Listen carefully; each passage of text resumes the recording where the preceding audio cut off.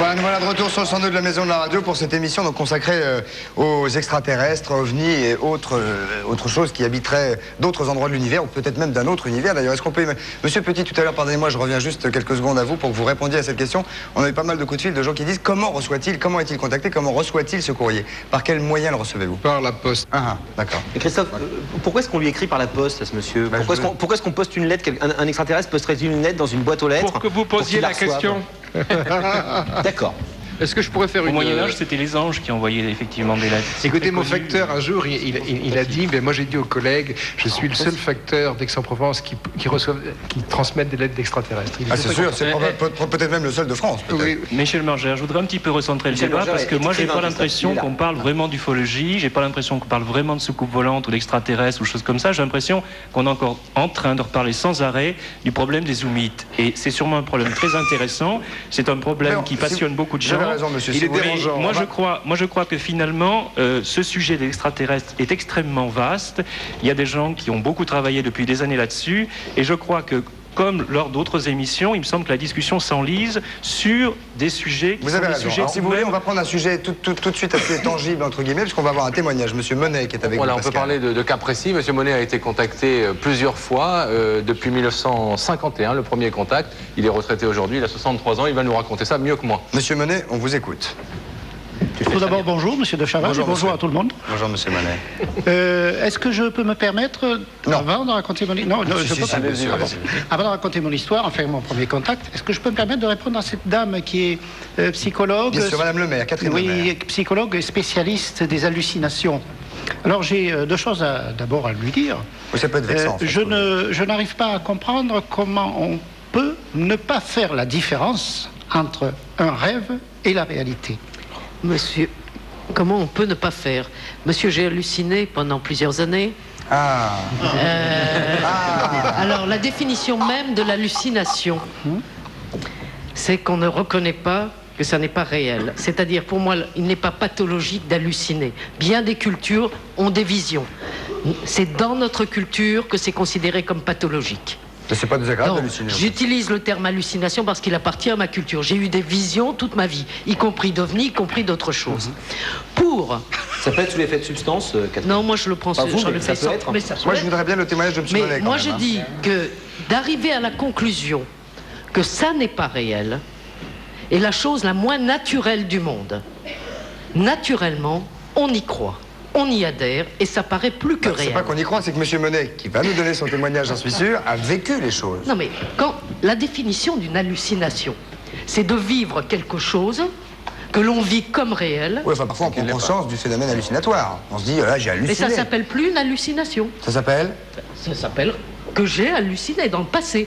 Ça s'appelle atterrir. Ça s'appelle atterrir. Ça s'appelle revenir. Monsieur Monet, alors vous êtes bien avec nous, mais vous êtes arrivé la deuxième chose que non, monsieur Monet, en 1951, votre premier contact, comment cela s'est-il passé? Premier contact, je vais essayer d'être très bref, parce que ça serait trop long.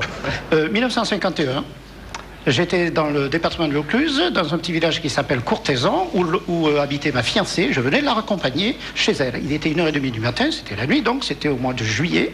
J'ai pas noté le jour, hein.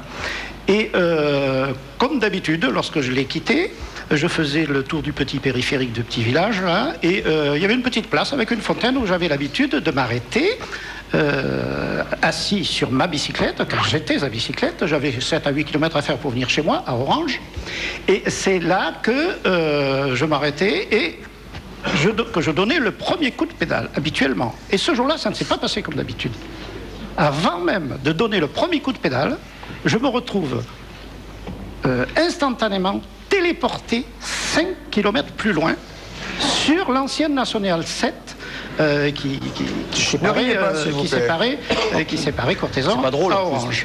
Alors, mais surtout que monsieur s'est fait téléporter en bicyclette. Voilà. Tout à l'heure, nous allons voir quelqu'un qui s'est fait téléporter en voiture. C'est beaucoup moins simple. La bicyclette et moi-même. Hein, bon. Et alors je me retrouve là, complètement hébété. Je me demandais si j'étais pas en train de rêver, justement, madame. Vous n'aviez pas bu un petit coup avec votre fiancé? Absolument pas, absolument pas. Je ne bois pas d'alcool, je bois même pas de vin en mangeant. Bon. Et donc là, j'allais pas rester toute la nuit à deviser sur cette affaire. Et justement, alors quand même, je suis quand même assez objectif, je l'ai toujours plus ou moins été.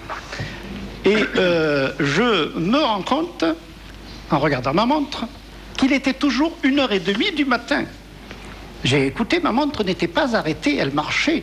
Le temps matériel ne s'était pas écoulé, monsieur Chaban. Donc vous avez véritablement été téléporté. Absolument, absolument. Et croyez-moi, je sentais bien tout. Sur le moment, je me suis posé des questions. Est-ce que tu n'es pas en train de devenir fou? Bon. Alors là, j'allais pas rester là toute la nuit, donc. Et je commence à pédaler, alors, en direction de chez moi, parce que, bon, ben, il fallait quand même que je rentre un jour, hein. Et puis j'ai fait 20 mètres, comme ça, et j'ai bifurqué dans un petit chemin qui descendait à l'intérieur d'une vaste carrière de gravier.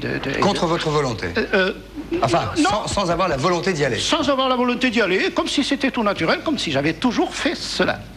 Arrivé en bas du chemin, à l'entrée de la carrière de gravier, je suis descendu de bicyclette et j'ai marché à pied, tranquillement.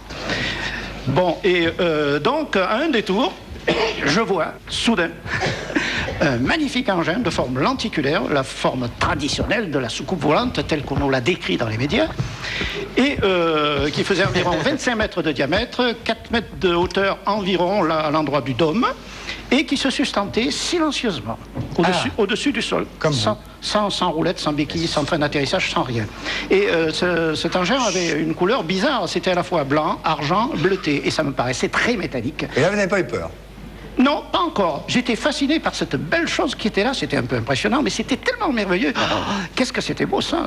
J'avais entendu parler des engins, des ovnis, mais ça ne m'a jamais intéressé. Là, vous avez vu un habitant du vaisseau? Alors là, je me suis approché et je ne m'étais pas rendu compte, c'était assez vaste cet engin, je ne m'étais pas rendu compte que là, au sol, devant l'engin, un peu sur le côté droit, il y avait 4 êtres humains de forme absolument humaine, comme nous, d'environ 1m90, bien bâtis, grands, blonds, le teint clair, et qui regardaient dans ma direction. Et habillés comment? Ben alors là, ils avaient une combinaison qui semblait être faite d'un tissu métallisé, très, très serré au corps, serré au cou, serré au poignet et aux chevilles. Ils étaient pieds nus, mais ils n'avaient pas de casque de respiration. Ils avaient des pieds normaux avec des orteils. Tout était absolument normaux, absolument. Et là, donc, je me suis arrêté environ à 3 mètres devant eux, environ dans 3 mètres, et j'ai posé ma bicyclette, et puis je les ai examinés. Ils étaient sympathiques. Vous n'avez pas eu peur? Absolument pas, ils étaient sympathiques, ils étaient souriants, ils m'attendaient là. Bon. Vous avez un peu la voix de Max la Menace, vous l'avez déjà vu, non? Ah, mais c'est formidable! Je me souviens plus de l'indicatif, c'est dommage que vous ne l'ayez pas, là, ça ferait formidable. Et donc là, je les examine pendant un certain temps, parce que je n'avais pas la notion du temps, je n'avais plus la notion du temps. Et votre montre toujours à 1h30? Et là, ma montre toujours 1h30. Bon. Et là, d'un seul coup, c'est là que j'ai eu peur pour la première fois au cours de ce contact. J'ai entendu à l'intérieur de moi, non pas que à l'intérieur de ma tête, mais à l'intérieur de toutes les fibres de mon corps, j'ai entendu leurs pensées. Alors, à ce moment-là, je savais pas. C'était quoi Bon, à ce moment-là, je ne savais pas que c'était de la télépathie. C'est maintenant que je. Oui, mais qu'est-ce qu'ils pensaient? Dire, regarde le petit à lunettes, là, il est mignon. Non, pas du tout ça. Non, ils ont commencé à me dire, nous sentons de la crainte en toi. Mais n'aie pas peur, David Vincent. Nous sentons la crainte en toi, mais n'aie peur de rien. Nous sommes là pour le bien de votre humanité, etc. Alors ensuite, que s'est-il passé? Attendez, tout de suite. Oh non, monsieur Monet, il faut y aller, là. Dites-nous. Non, tout de suite après, ils m'ont dit, ne t'approche pas de notre véhicule, car il est dangereux pour toi, il détruirait ces vibrations détruiraient les cellules de ton corps. Voilà, là, comme vous dites. Alors bon, ben là, il s'est passé, à mon sens, à mon avis, une vingtaine de minutes où j'ai reçu une foule d'informations à une allure extraordinaire. Rien de scientifique? Rien qui aurait pu avancer Si, un peu quand même. Mais enfin, j'ai mis un certain temps à mettre des mots là-dessus, c'était tellement fantastique. Et puis, en français, bien sûr. Oui. Il s'exprime par télépathie en français. J'avais l'impression que c'était eux qui savaient choisir les mots de mon vocabulaire pour mettre sur ce qu'ils avaient à me dire. Bon. Et alors là, au bout d'un moment, la conversation était finie, enfin, une conversation à sens unique, hein. C'était fini.